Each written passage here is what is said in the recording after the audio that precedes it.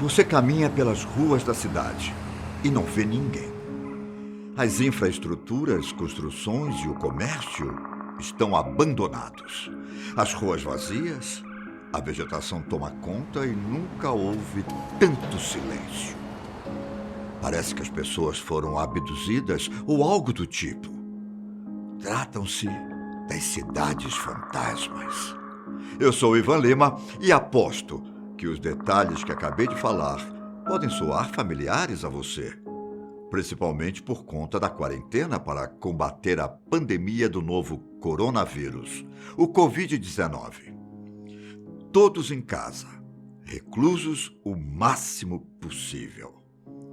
Venha comigo pelas cidades fantasmas do Brasil, que quase ninguém conhece.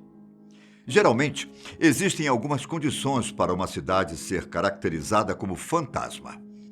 Desastres naturais ou situações causadas pela humanidade podem ser os motivos para a dispersão das pessoas. Um acidente nuclear, guerras, fim da atividade econômica, poluição, grandes secas ou inundações podem deixar povoados, bairros e municípios inabitáveis. Situações encontradas ao redor do mundo, vale lembrar. Aqui no Brasil, um dos locais abandonados que tomamos nota é Fordlândia, no estado do Pará. Trata-se de um distrito idealizado por Henry Ford, o próprio fundador da marca de automóveis que você vê por aí. A intenção do empresário era criar uma grande fazenda que tivesse a borracha como principal produção. O propósito, como você deve imaginar, era abrir uma fábrica de pneus. Conforme ele pediu, seringueiras foram plantadas e galpões e casas foram construídos para levar o projeto adiante. E por que Ford escolheu a região? Bom, mesmo que o ciclo da borracha não estivesse no ápice na década de 1920, a área ainda era conhecida pela extração de látex. Só que os planos não deram muito certo. As seringueiras foram plantadas em uma área distante, onde morreram após serem infestadas por pragas. Sem contar que o terreno não se mostrava fértil para o plantio. O choque cultural entre os trabalhadores locais e estrangeiros também dificultava o trabalho, que era marcado por constantes brigas. O próprio exército precisou ir ao local para reestabelecer a paz. Junte tudo isso, a descoberta da borracha sintética e prejuízos de milhões de dólares, e nós temos o abandono do projeto em Fordlândia, na década de 1940. Os moradores de lá passaram a viver da agropecuária, pesca e extrativismo. Só que, eventualmente, muitos abandonaram o local até que pouco mais de 1.000 pessoas permanecessem. A estrutura construída para a empreitada ainda está por lá, e muitas lendas da floresta são contadas. Que tal uma visita? Bom, da região norte para a região sudeste. Estado do Rio de Janeiro, século XVIII. São João Marcos era fundada, com lavouras, comércios e próxima à Estrada Real. Anos e anos depois, lá no século XIX, a cidade tinha a produção de café como maior sustento da economia. Mas quando a República foi proclamada por aqui, São João Marcos entrou em uma fase de decadência.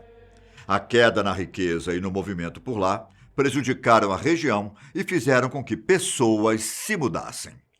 De uma população que chegava a 10.000 pessoas, a cidade ficou com cerca de 4.500 indivíduos, nos anos 30. São João Marcos chegou a ser tombada pelo Patrimônio Histórico Nacional, pelo IPHAN, em 1938. E nem isso durou muito, pois ela foi destombada, por assim dizer, 2 anos mais tarde, já que uma represa seria construída na região para impedir que faltasse água no Rio de Janeiro. São João Marcos foi totalmente alagada e algumas casas foram destruídas. O que ninguém imaginava era que o volume de água iria ser reduzido com o passar dos anos e revelar as ruínas da cidade. O que sobrou da Igreja Matriz, construída no final do século XVIII e início do século XIX, foi o que reapareceu primeiro. Logo em seguida, uma ponte, o cemitério e calçadas de pedra. Pensando em resgatar a história de lá, o Parque Arqueológico e Ambiental de São João Marcos foi inaugurado em 2011. Um bom destino para suas férias, hein?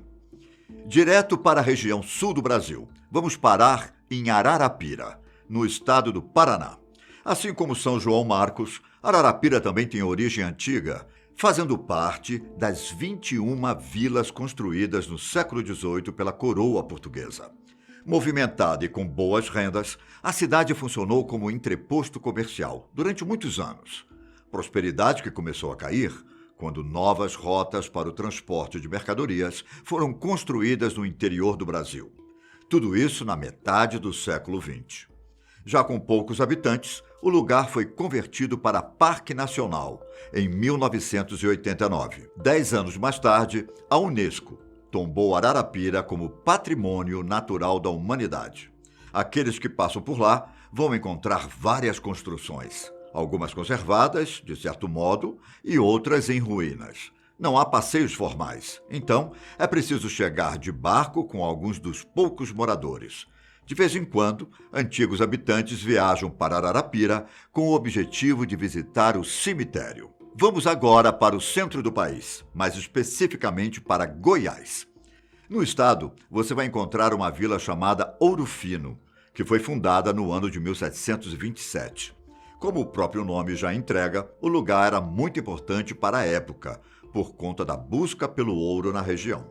Os próprios bandeirantes, interessados em enriquecer com os metais preciosos, foram os responsáveis pela criação da vila. Talvez você já tenha ouvido falar dela por conta da música Chico Mineiro, de Tunico e Tinoco. O local também era conhecido pelas festas religiosas, dentre elas a Folia de Reis. Poucas estruturas ainda resistem por lá, dentre as casas, escolas e estabelecimentos comerciais que um dia estiveram de pé. A história conta que a inauguração de Goiânia e a mudança da capital do estado levaram os habitantes a procurar moradias em outras cidades.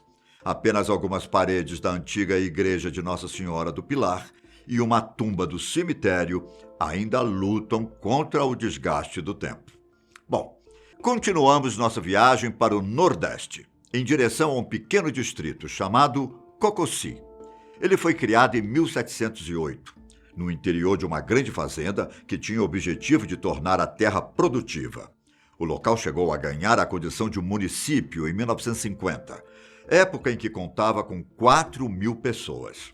Contudo, por conta da corrupção e queda brusca na economia, logo foi rebaixada para distrito, no ano de 1966. As secas e o rombo levaram vários habitantes a deixarem Cococi.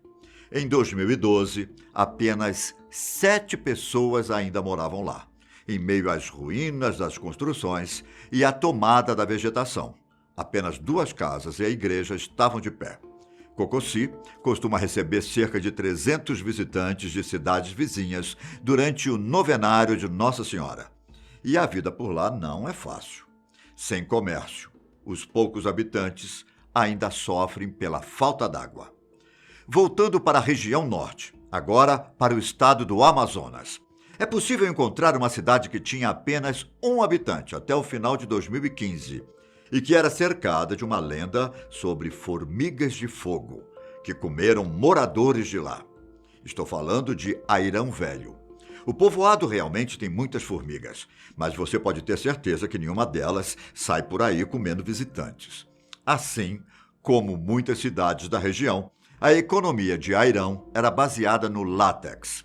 O local vendeu muita borracha para os aliados durante a Segunda Guerra Mundial, mas acabou perdendo o posto de principal fornecedora da Inglaterra, visto que o país substituiu o produto brasileiro pelo da Malásia.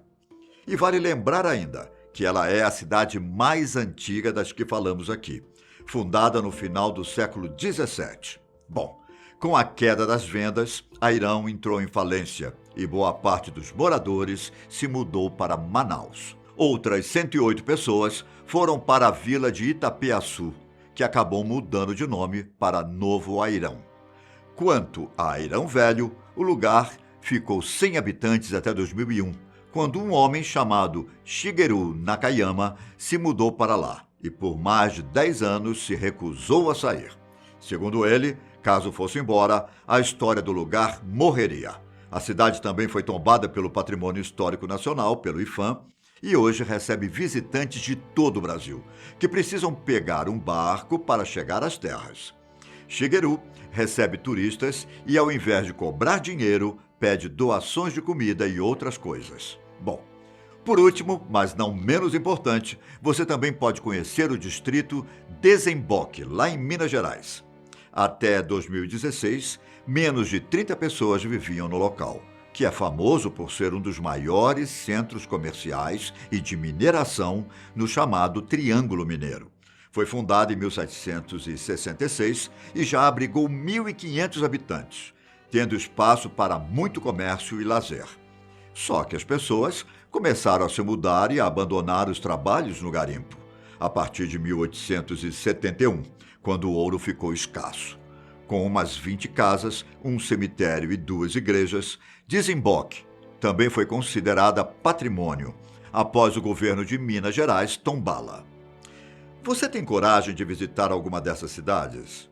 Já foi em alguma outra pelo mundo? Conte nos comentários e não vá se esquecer de curtir o vídeo e assinar o canal. Até a próxima. Tchau!